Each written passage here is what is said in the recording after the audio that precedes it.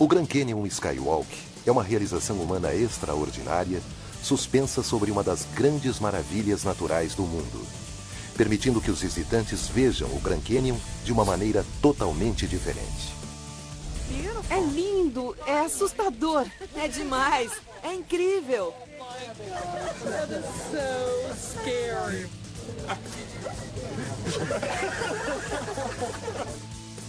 Olha só isso. Não. Demais. Como os engenheiros conseguiram construir esta incrível passarela de 1.200 metros acima do Rio Colorado? Pela primeira vez na TV, a extraordinária história da passarela do Grand Canyon. A maravilha do novo milênio.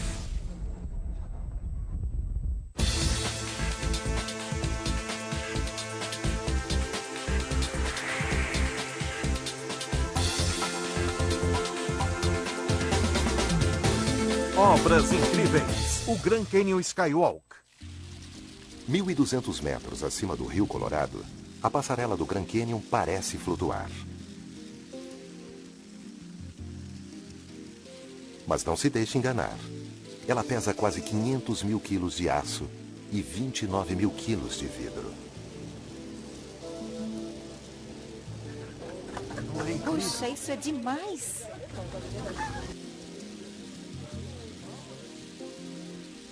Esta passarela é extremamente forte, construída para suportar as forças da natureza que criaram a maravilha natural abaixo dela. Foram necessários quase 4 anos e mais de 30 milhões de dólares para que ela se tornasse uma realidade. E ela não desapontou ninguém.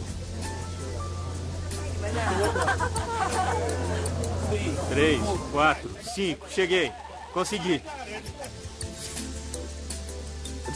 É de tirar o fôlego. É inacreditável. É uma vista cristalina. Ver águias e outras aves voando a milhares de metros abaixo de você é realmente demais.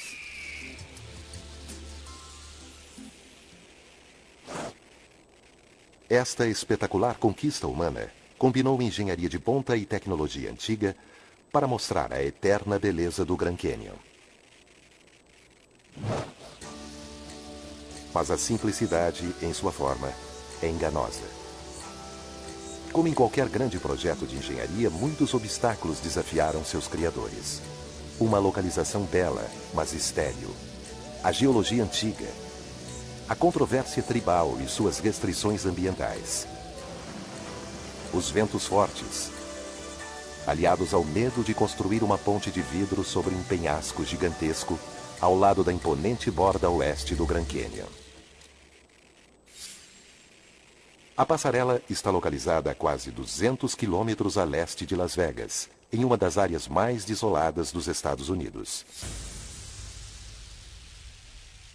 Um clima árido contribuiu para o seu isolamento. As temperaturas vão de 46 graus Celsius no verão a menos 2 graus Celsius no inverno. Os ventos sopram a mais de 160 km por hora no Canyon. Esta paisagem proibida é lar da nação Hualapai.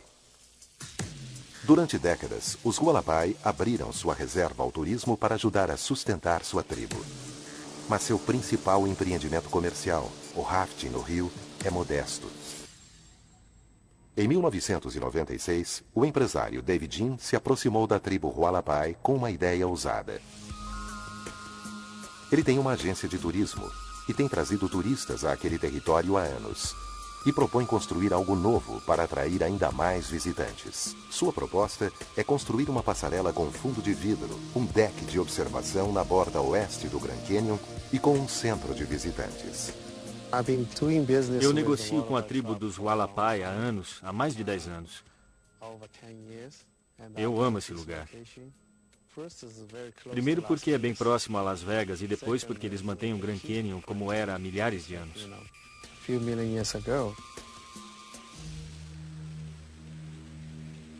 Para os Hualapai, donos da terra, a proposta de Jin e a escala de turismo que ela atrairia desafiam um delicado equilíbrio entre a comercialização e a conservação da natureza. Entre as famílias da tribo, como os Watonanes, as opiniões estão divididas. A passarela deve ou não ser construída? Eu disse, temos de ter uma fonte de renda, temos de olhar para as necessidades das pessoas daqui. Por isso, temos de mudar o nosso modo de agir. No início, eu fui contra o projeto, porque cresci num lugar bonito naturalmente. Eu achava que, construindo a passarela, estaríamos infringindo a espiritualidade do lugar.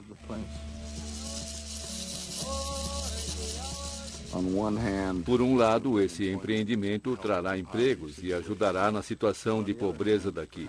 Mas, por outro, talvez esse projeto estrague o estado natural do Grand Canyon. Então, a gente fica dividido. Após 9 anos de debates internos, os Hualapai aprovam a proposta de Jim, mas com algumas restrições.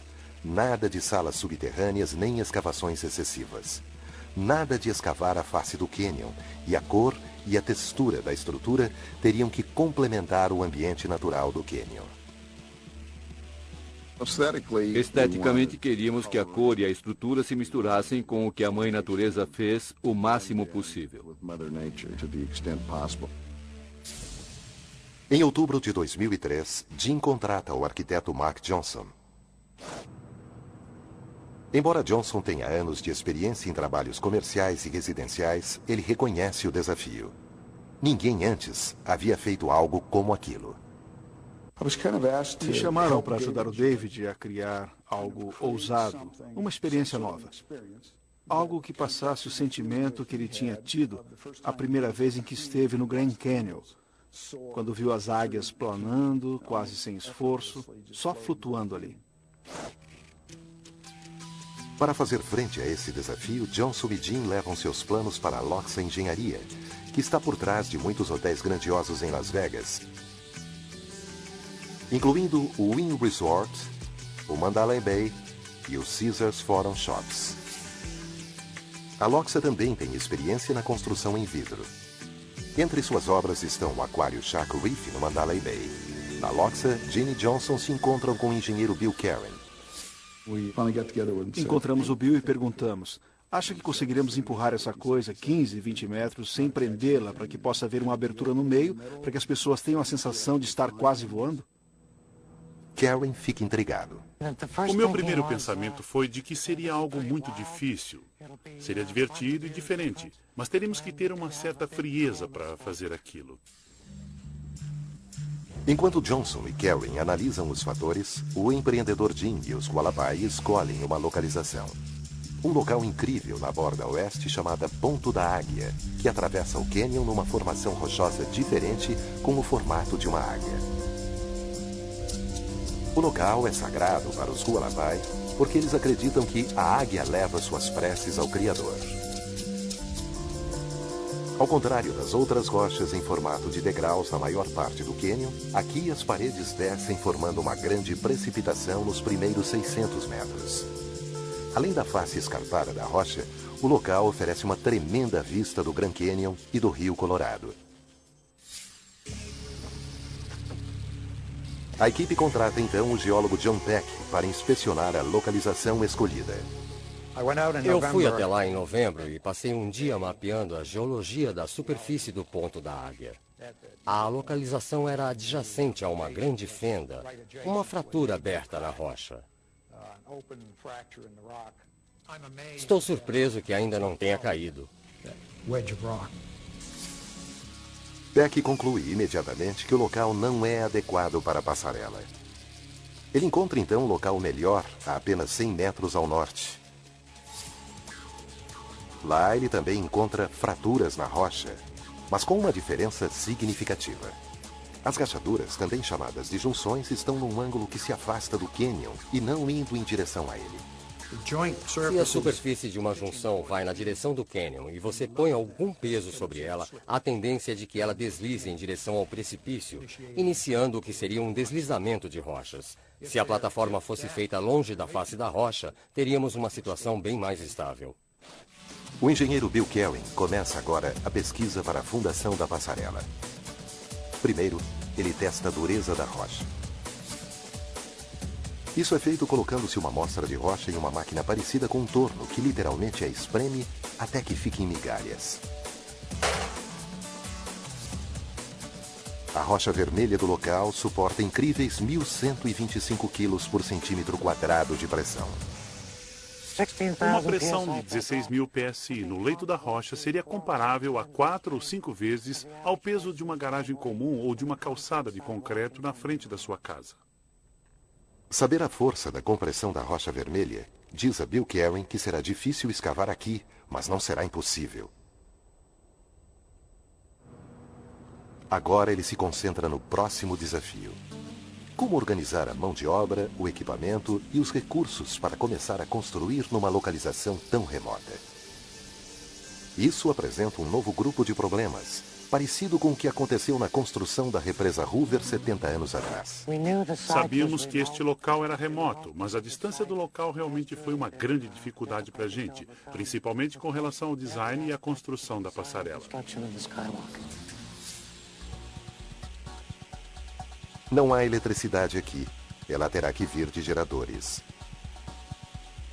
Não há água. Cada gota terá que ser trazida de caminhão. E como não há instalações para a subsistência humana, serão necessárias instalações temporárias para alimentar e abrigar a equipe. A cidade mais próxima, Kingman, no Arizona, fica a 110 quilômetros dali. E os veículos da construção precisarão percorrer os últimos 22 quilômetros por uma estrada não pavimentada e cheia de buracos para chegar até o local da construção. Mas com uma boa organização, Bill Karen e sua equipe conseguirão superar esses obstáculos logísticos. Porém, eles ainda terão que enfrentar muitos desafios não previstos para finalmente realizar seu sonho de construir a passarela. A passarela do Grand Canyon oferece uma perspectiva exclusiva de um dos locais mais visitados dos Estados Unidos. Além do próprio Canyon, a incrível força da natureza também é a estrela do show.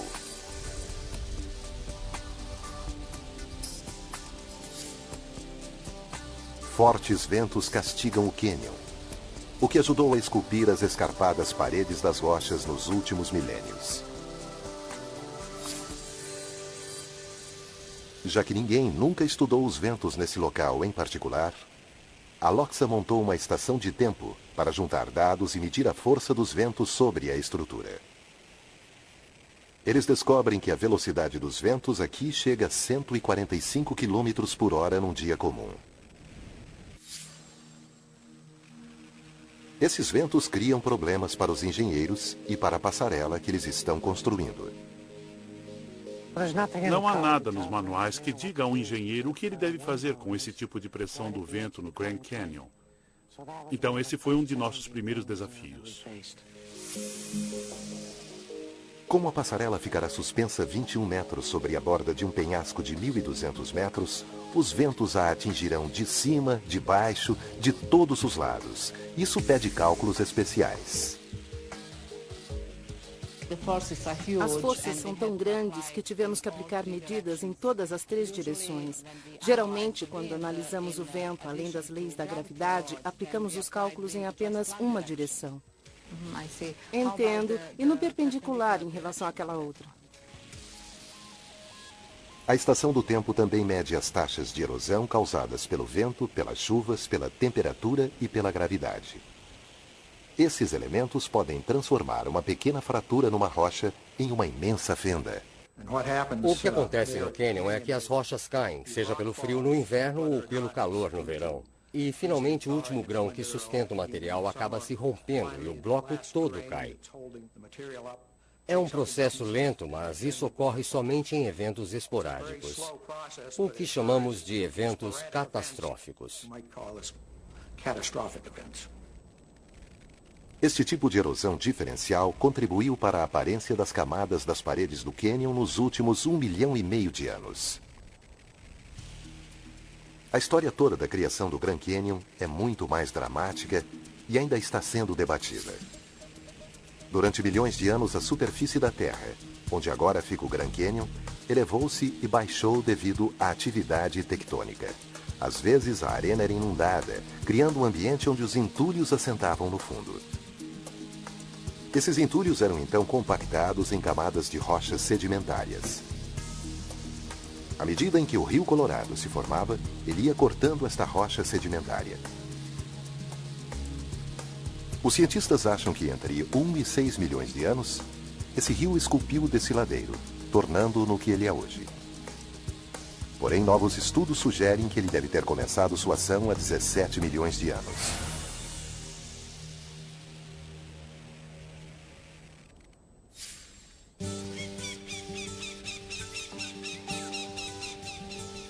Dada a força das rochas dali e a necessidade de minimizar o impacto, a equipe de engenheiros estuda várias opções para a fundação da passarela.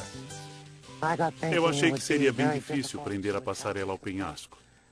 Então decidi trazê-la para cima e prendê-la na parte alta do penhasco, colocando o centro de visitantes em cima.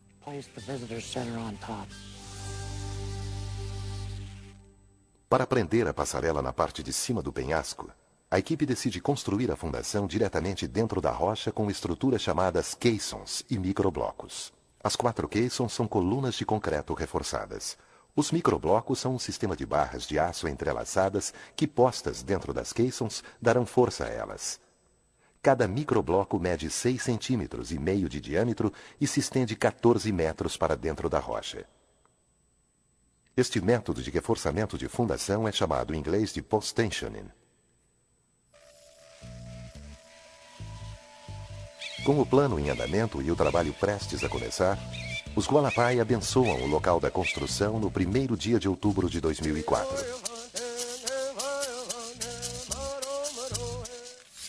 Um mês depois, começa o entediante trabalho de perfuração. Para isso, a equipe usa perfuratrizes com ponta de diamante e martelos pneumáticos. Foi muito difícil. As pontas da perfuratriz quebravam a cada 5 ou 10 minutos. Isso nos disse muito sobre a dureza da rocha. Quer dizer, o material que estávamos tentando perfurar era extremamente duro, o mais duro que eu já vi.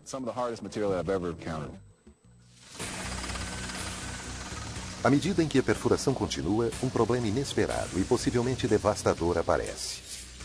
O buraco que está sendo escavado por um dos microblocos parece estar caminhando em direção à intersecção de 2 rachaduras geológicas na rocha. Ficou evidente que as chances de atingirmos a intersecção de 2 junções pela ação da perfuratriz eram bem altas. E assim eles acabaram pegando uma das fraturas verticais e um pouco do ar comprimido usado na perfuração acabou escapando pela fenda, o que indicou que ela poderia ter uma pequena abertura. Se a fenda abrir demais, todo o projeto estará em risco. Talvez os construtores tenham que recomeçar a escavar em outro local.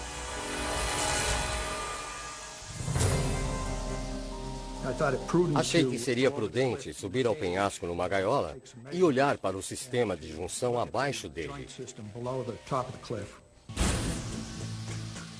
6 metros abaixo da borda, John Peck encontra uma fenda na face da rocha. Ela está avançando 4 metros para dentro da parede do cânion, a apenas 1 metro do buraco que está sendo escavado.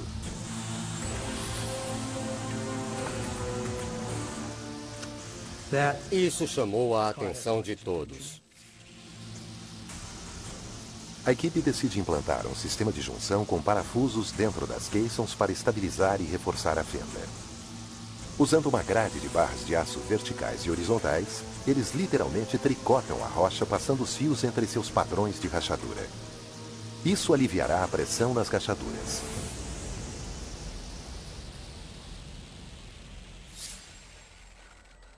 A solução funciona. A crise é evitada e a perfuração continua.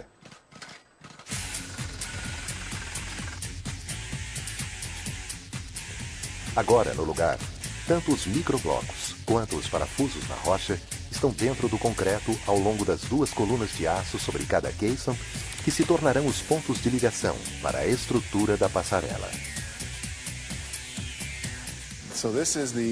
Esta é a fundação para 2 das 8 colunas da passarela. É basicamente uma cobertura de concreto que foi colocada em cima dos microblocos e das caissons abaixo. Também adicionamos essas colunas de aço no concreto para sustentar a viga da passarela.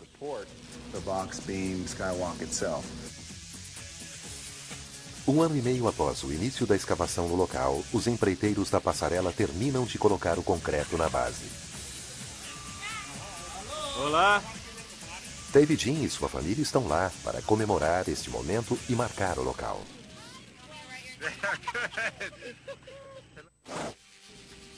A fundação é testada para verificar sua capacidade de suportar a carga projetada e excede todas as expectativas, provando ser forte o suficiente para suportar mais de 32 milhões de quilos ou o equivalente a 71 aviões 747 lotados.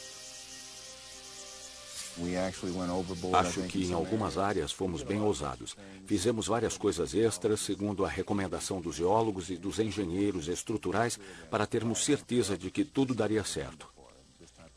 Esse tipo de construção nunca tinha sido feita antes.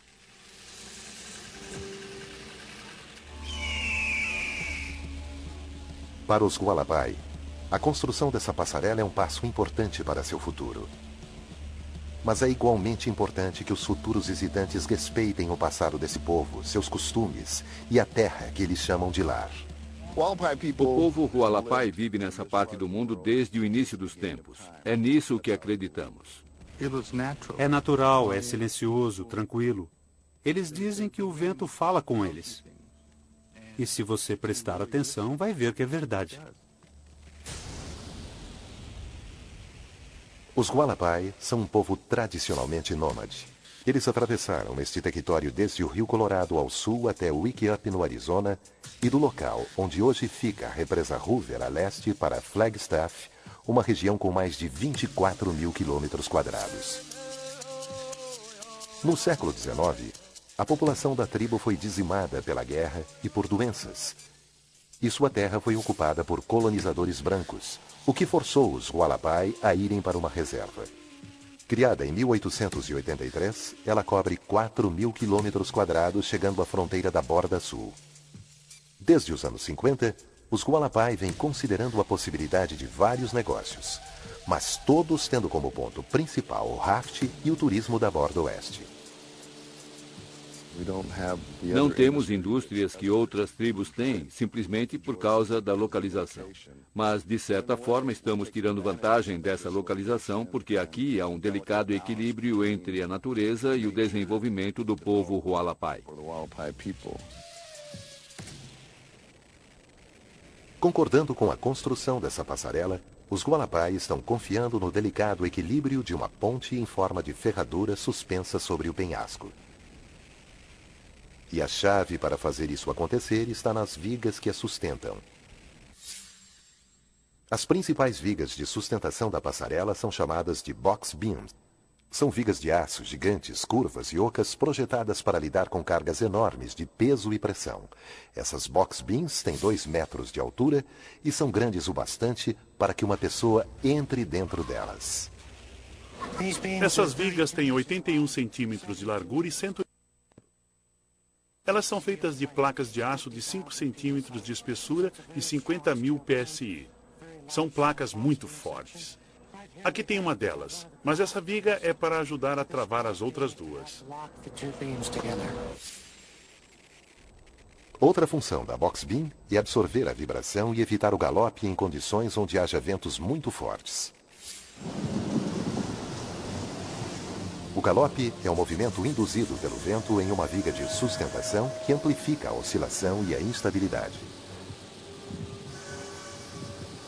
Na pior das hipóteses, o galope pode causar uma falha estrutural catastrófica, como o colapso da ponte Tacoma Narrows, ocorrido em 1940. O galope foi causado por ventos de apenas 65 km por hora.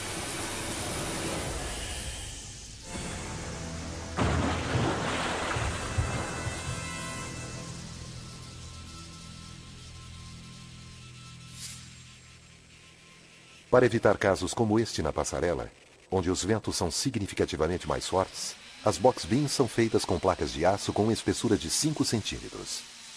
Seu projeto oco por dentro foi projetado para dobrar pela ação do vento e absorver as vibrações. As vigas foram feitas sob medida em Utah, em seções de 12 metros e depois levadas de caminhão para o Grand Canyon.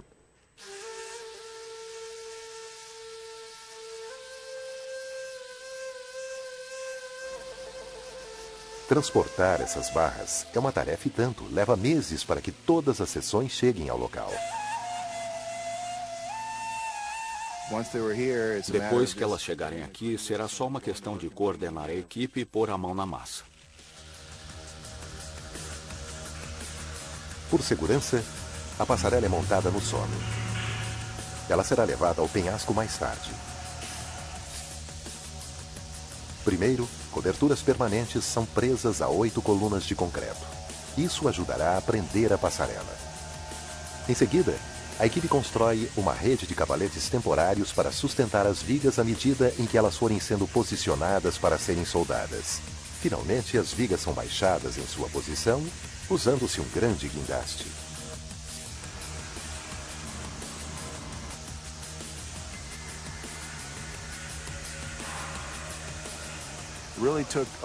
Foi necessária muita precisão para juntar todas as partes.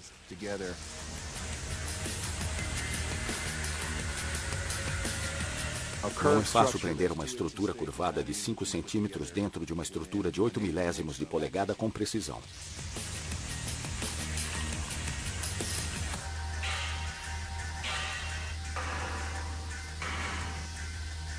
Depois que as seções são alinhadas, a soldagem na estrutura de 500 mil quilos começa. Foi preciso ficar de olho na soldagem e fazer inspeções com raio-x nas soldas para garantir que estaria tudo firme. Foi preciso muito tempo. Levamos vários meses até que conseguíssemos soldar a estrutura toda. A equipe levou um mês para soldar a ferradura. Depois de terminada, a realidade de estrutura de viga suspensa a 1.200 metros impressiona Bill Karen. Sempre tive em mente durante todo o projeto que as pessoas deveriam se sentir seguras e confortáveis quando andassem sobre a passarela, apesar do fato de estarem caminhando sobre vidro a milhares de metros de altura num penhasco. A combinação do vento e do peso de várias pessoas sobre a passarela causará vibrações na estrutura, podendo assustar os visitantes. Este problema terá que ser resolvido. A resposta é um truque de engenharia chamado atenuador de massa sintonizado. Como qualquer absorvedor de choque, o atenuador de massa sintonizado contra-ataca as vibrações, aplicando força e pressão iguais em direções opostas. Aqui, um peso montado sobre molas age contra o vento e a vibração do peso, estabilizando a estrutura e dissipando energia, como o calor, gerado pela fricção do movimento. 3 atenuadores de massa sintonizados pesando 1,6 toneladas cada são calibrados para atender às condições dos ventos e de peso no local. Eles são colocados dentro da estrutura de aço em forma de ferradura. 2 dentro da viga do arco externo e 1 dentro da viga do arco interno. Depois que os dispositivos são instalados, a estrutura da passarela pode ser considerada segura. Mas mesmo assim, ninguém sabe ainda como elas se comportarão sobre a borda do penhasco. Este teste ainda está por vir.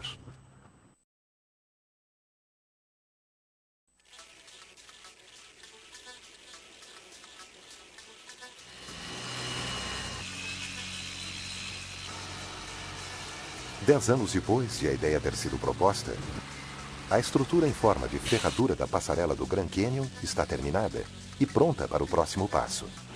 Agora, está na hora de adicionar o elemento que irá definir o projeto, o exclusivo piso de vidro da passarela. Os engenheiros escolhem um vidro feito de 5 camadas com 8 centímetros de espessura cada. As camadas são unidas e laminadas com um adesivo especial intercamadas para fortalecer as bordas expostas e aumentar a claridade. Eles selecionaram um vidro e um produto intercamadas que daria uma visão limpa da paisagem. Cada placa de vidro tem 1,2 metros de largura, 3 metros de comprimento e pesa cerca de 545 quilos. Enquanto a estrutura de aço da passarela tem que sustentar seu próprio peso e o peso do vidro, cada placa de vidro terá que sustentar uma carga viva de 488 quilos por metro quadrado, ou seja, 800 pessoas. Isso excede em muito os 120 visitantes permitidos na passarela a cada visita. Para dar conta da força da gravidade dos ventos, o vidro usado será suficiente para suportar forças de até 488 kg por metro quadrado. Testes adicionais de força confirmaram que o vidro é capaz de suportar forças de até 390 kg por metro quadrado. Da mesma forma, o vidro mais fino do corrimão curvado suporta 390 kg por metro quadrado de qualquer direção.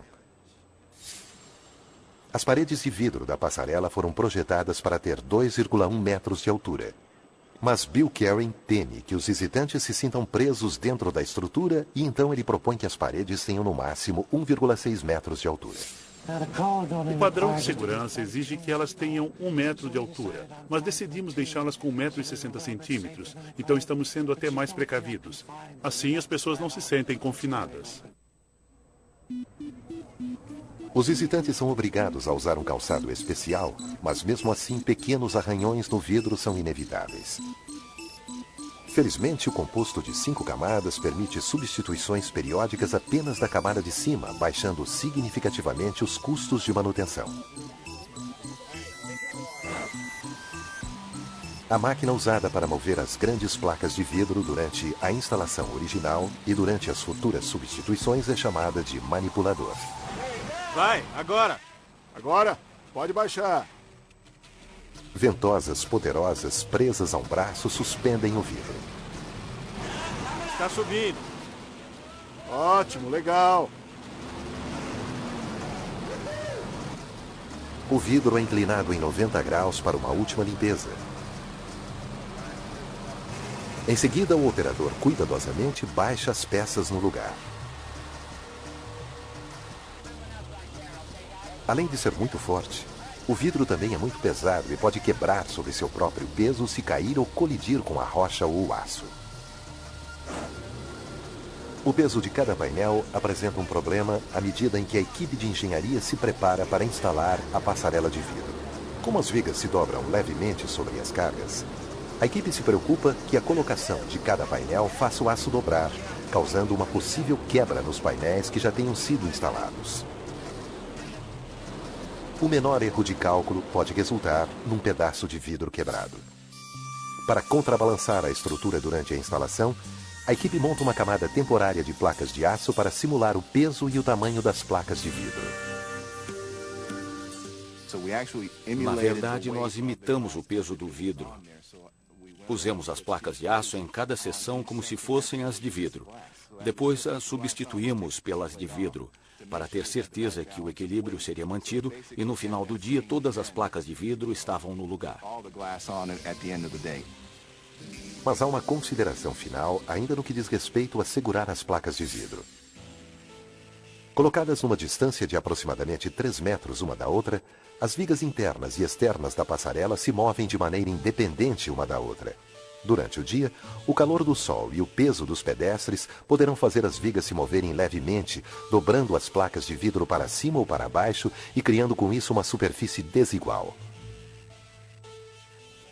Para resolver este problema, pequenos suportes são instalados para compensar as variações de peso e fornecer uma base nivelada e com um amortecimento para o vidro. Com o vidro no lugar, agora está na hora do grande momento: levar a estrutura gigante para cima da borda do cânion.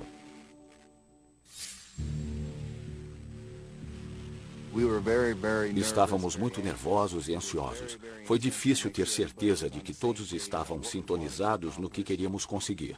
A equipe responsável vem se preparando para este momento durante meses.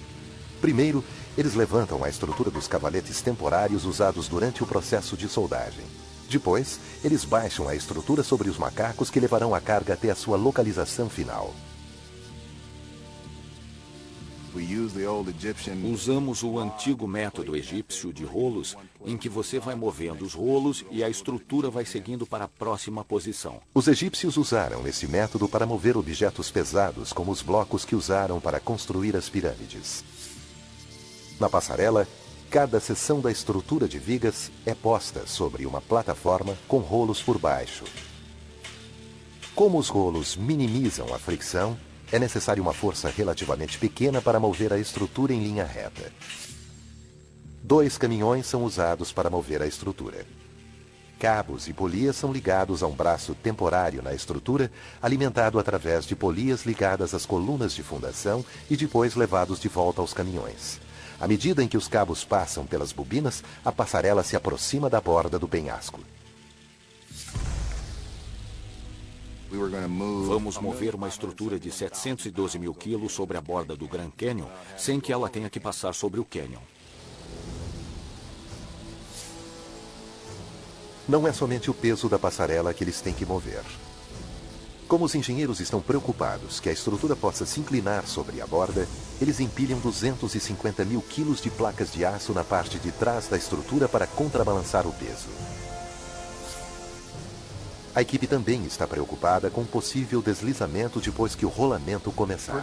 Segurar 250 mil quilos em movimento é bem difícil. Eles então emprestam outro truque do Antigo Egito. Jogamos areia no rolo da frente e isso criou uma fricção entre o rolo e a placa que ajudou a segurar a passarela.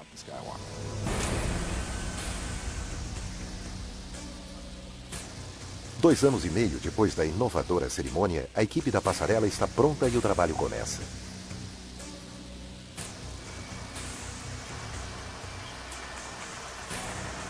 Centímetro por centímetro, a equipe cuidadosamente rola a passarela até a sua posição final, a 21 metros de distância. Eles avançam metade do caminho depois de um dia inteiro de trabalho. Tivemos que fazer o rolamento sem quebrar nenhum vidro. Só o fato de rolar 250 mil quilos por uma distância de 21 metros já foi um feito por si só. No segundo dia de rolamento, seus esforços metódicos valem a pena. A passarela alcança sua posição final. Agora, eles precisam deixá-la firme no lugar. Os macacos cuidadosamente abaixam a passarela em sua base. Assim que as vigas são encaixadas sobre as 8 colunas, a soldagem começa. Imediatamente começamos a pré-aquecer o aço e a rolar as barras de aço ao longo de cada seção. Cada lado tem 128 séries em cima e embaixo, nos 4 lados das 8 colunas. Os soldadores não param até que o trabalho esteja terminado. A equipe toda respira aliviada. A passarela do Grand Canyon está segura e pronta para ser revelada.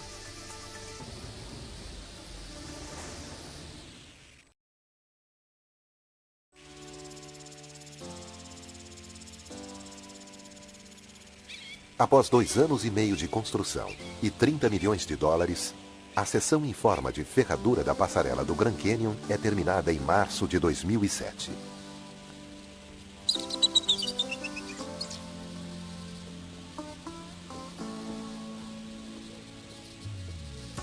São mais de 500 mil quilos de aço e vidro se estendendo 21 metros sobre o canyon, a mais de 1.200 metros no ar.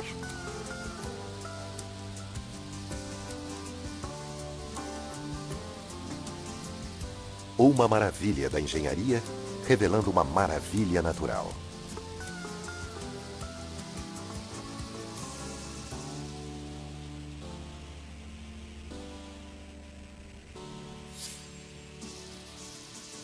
Depois de extensivos testes com raio-x e ultrassons, garantindo que a estrutura esteja firmemente ligada à sua base, está na hora da cerimônia de inauguração.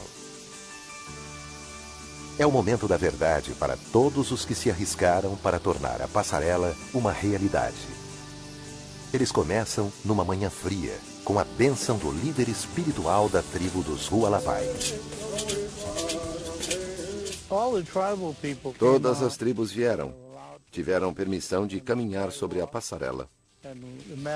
E o homem que teve a ideia de construir essa passarela, David Jean, e a família dele também estavam aqui. Foi espetacular ver essas pessoas todas juntas. Durante os próximos 2 dias, David Jean e a tribo dos Hualapai darão as boas-vindas à imprensa e aos convidados especiais, incluindo os astronautas Buzz Aldrin, o segundo homem a pisar na Lua, e John Harrington, o primeiro americano nativo a conhecer o espaço. Esta magnífica primeira caminhada nos dá séculos de visão com relação a um futuro de esperança. A primeira vez que pisa na passarela, você não sabe o que vai encontrar. Não dá para ver lá embaixo na hora. Mas quando consegue olhar para baixo, você sente aquele arrepio percorrendo sua espinha. Na verdade, você está caminhando no ar. Você pisa naquela passarela de vidro e quando olha para baixo, vê aquele mar de rochas e a beleza do Grand Canyon. Quando os portões se abriram pela primeira vez aos visitantes, houve muito mais entusiasmo. 3, 2, 1...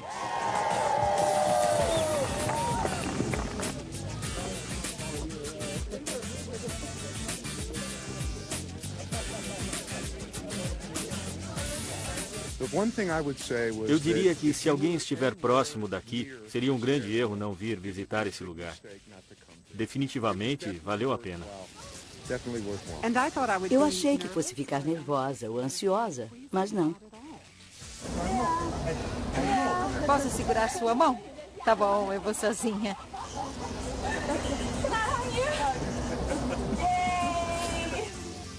Os visitantes dão a sua aprovação, mas há uma preocupação. Uma camada de espuma entre o vidro e as barras de aço dá aos visitantes uma inesperada sensação no dia da inauguração. Quando você caminha pela passarela, ouve um som de algo sendo esmagado. Depois que milhares de pessoas andaram por ali, o som desapareceu. Agora, essa preocupação ficou para trás. Mas o medo que os visitantes que estão no local pela primeira vez sentem é visível. Muitas das pessoas que vêm aqui pela primeira vez fazem algo assim. Elas avançam devagar para ver se está firme e depois colocam o outro pé. Eles fazem um pequeno teste, assim. Tudo bem? Claro. Um passo de cada vez. É assim. Algumas pessoas têm medo de ir até o centro, então elas ficam todas do lado. Mas se você ficar em cima da ponte, não vai ver o que está embaixo. A pessoa pode segurar no corrimão e ir avançando devagar pela passarela. Posso ir até aí? Sim, coloca o pé. Ah, não. Vou ficar aqui. Olha só isso. Não. Demais.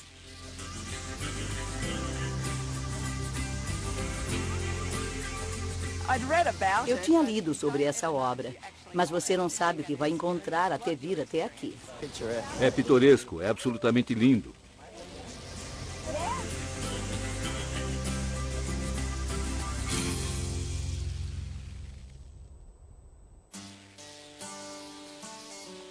À medida em que a passarela atrai cada vez mais visitantes, os Hualapai continuam a desenvolver outras áreas do Grand Canyon para o turismo.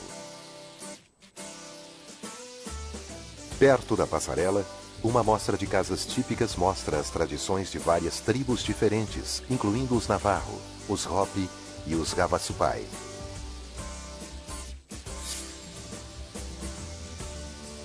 Para Wilfred Watonani Sr., a passarela é apenas uma parte de uma fonte maior de orgulho e crescimento econômico para os Hualapai. Essa é uma tentativa de expor ao público que existem outras tribos indígenas aqui e que elas têm tradições diferentes, tipos de danças diferentes, etc. E para o filho dele, Wilfred Watonani Jr., a passarela é um símbolo cujo significado ainda não foi definido. Espero que, pelo bem das gerações futuras, tenhamos feito a coisa certa. Nós deixamos a base, não para nós, mas para nossos filhos e netos. Mantivemos o equilíbrio entre a beleza natural e espiritual, e por isso acho que tomamos a decisão certa. Ambos concordam que precisam equilibrar sua herança e o desenvolvimento para conservar e aumentar a riqueza de espírito e o crescimento econômico para as futuras gerações. Se olharmos para o oeste, veremos essa linda área como ela era no passado. É uma área linda desse ponto de vista. Se olharmos para o leste, veremos o futuro, o desenvolvimento.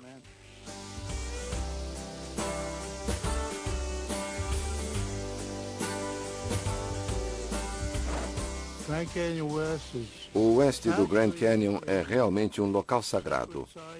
Temos membros tribais que dançam na passarela com seus filhos de 8 ou 9 anos. A passarela representa, eu diria, um futuro mais brilhante para as próximas gerações.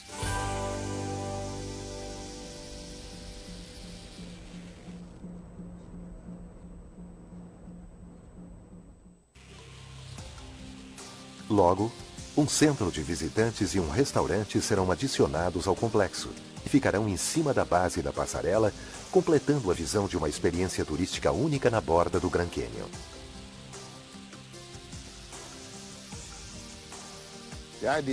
A ideia foi trazer as pessoas aqui para desfrutarem da beleza do lugar e terem essa linda visão.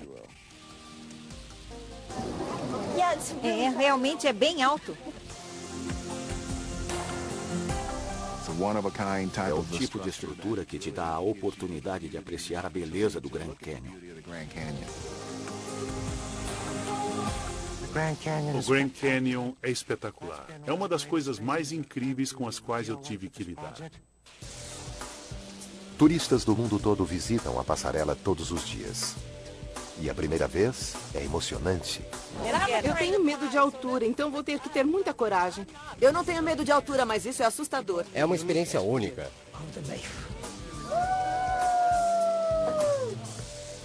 Andar no céu. Me sinto como se estivesse no topo do mundo. Namastê. Namastê.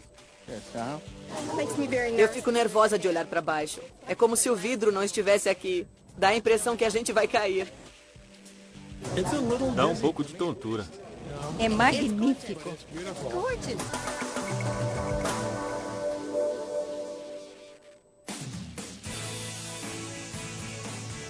A passarela do Grand Canyon.